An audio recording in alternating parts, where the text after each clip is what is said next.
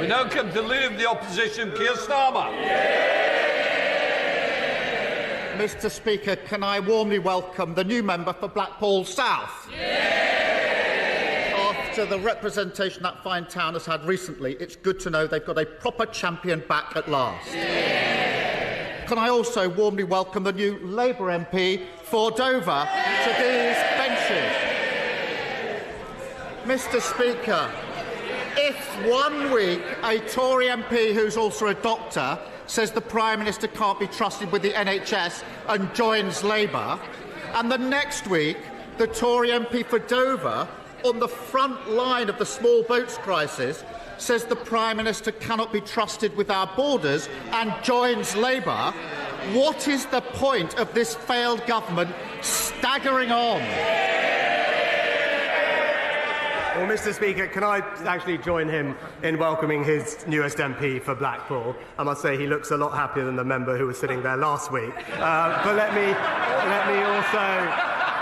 me also join with him, and let me join with him in congratulating all new and paying tribute to all former councillors, PCCs and mayors across the country. I hope his new ones do him as proud as I am of all of mine, Mr. Speaker. Great leaders like Andy Street, who leave behind a strong legacy of more homes, more jobs and more investment, in sharp contrast to the legacy left by the last Labour government, which was a letter joking that there was no money left.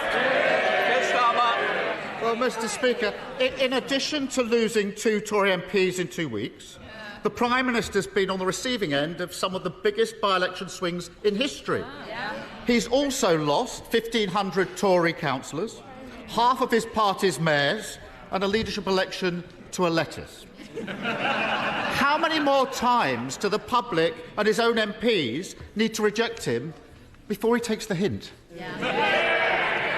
Well, Mr. Speaker, this time last year I reminded him of some advice, actually, from his own mentor, Tony Blair, who had said at the time, he can be as cocky as he likes about local elections, but come a general election, it's policy that counts, Mr. Speaker. Now, one year on from that advice, what has he managed? £28 billion of tax rises, 70 new business regulations, 30 U-turns and a deputy leader under a police investigation. Well, I'm surprised he brought up a police investigation. I think his record is played 1, no, actually 2, the seatbelt as well. Played 2, lost 2 in relation to police investigations. But it's the same. The public keep telling him, the voters tell him it's not good enough. Instead of listening, he keeps telling them everything's fine if only they realise his greatness. He just doesn't get it. But at least after Thursday night, Mr. Speaker, he can go to the many places that he calls home and enjoy the fruits of his success. In Southampton or Downing Street, he's got great Labour councils. At his mansion in Richmond, he can enjoy a brand new Labour mayor of North Yorkshire. And at his pad in Kensington, he can celebrate a historic 3rd term for the Mayor of London. Now that he too can enjoy the benefits of this changed Labour Party, is he really still in such a hurry to get back to California? Well, Mr. Speaker, I must say I was of course surprised to see the honourable gentleman in North Yorkshire, but probably not as surprised as he was when he realised he couldn't take the tube there, Mr. Speaker. But I can tell him that the people of North Yorkshire believe in hard work, secure borders, lower taxes and straight-talking common sense, Mr. Speaker. They're not going to get any of that from a virtue-signalling lawyer from North London.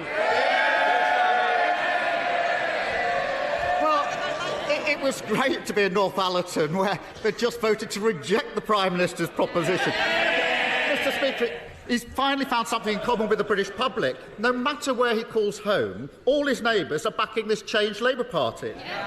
And they keep rejecting him because they have sussed him out. They know there's nothing behind the boasts, the gimmicks, the smug smile. He's a dodgy salesman, desperate to sell them a dud.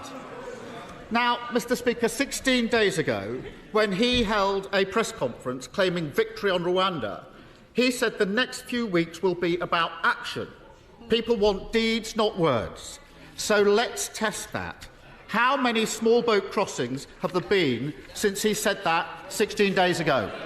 Mr. Speaker, actually, just before we go on to that, he talked about a changed.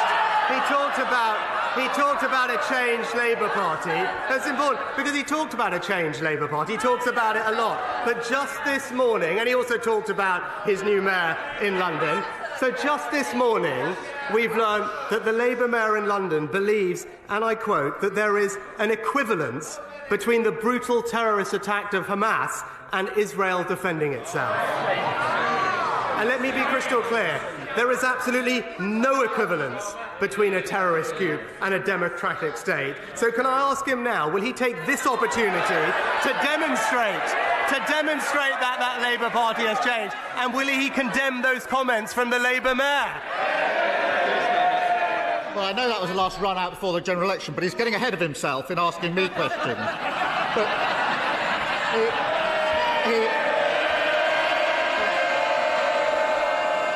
Mr. Speaker, I notice he didn't even attempt to answer the question.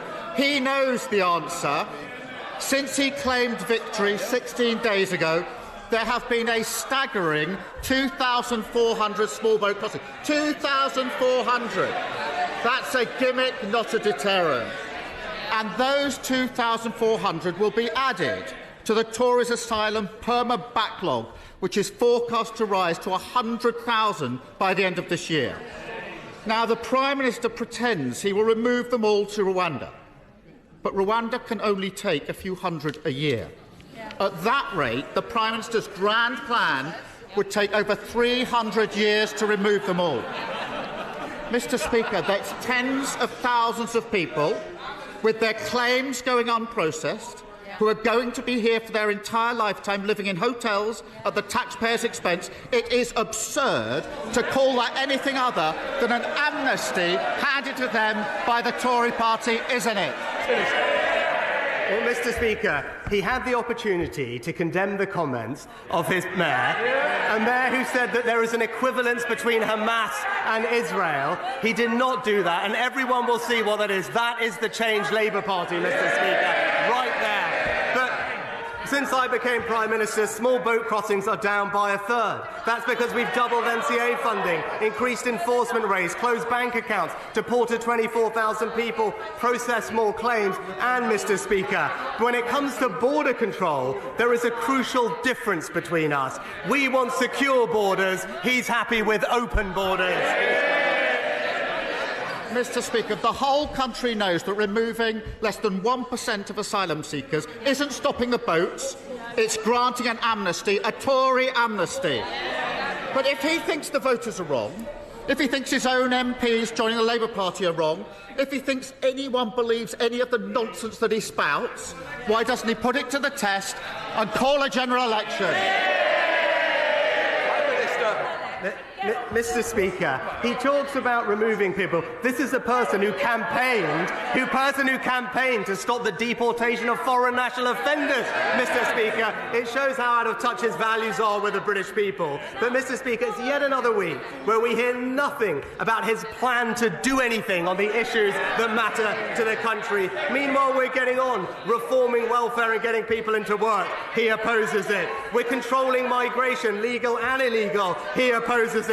And as we heard, Mr. Speaker, we are boosting defence spending to strengthen our country. He opposes it, and that's the difference. He snipes from the sidelines. The Conservatives are building a brighter future.